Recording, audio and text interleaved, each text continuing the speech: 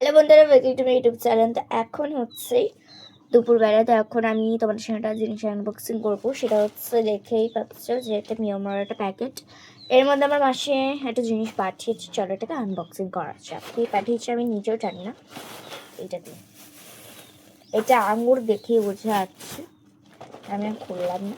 এইটাকে আর আরেকজনকে তো দেখতেই পাচ্ছেন, সরে যাও, সরে যা, দেখেছো? তোকে আমি শান্ত শান্ত করে এবারে চলো করে যাক। একটা চেপটে গেছে, কি হয়েছে ভিতরে আমি কিছু জানি না।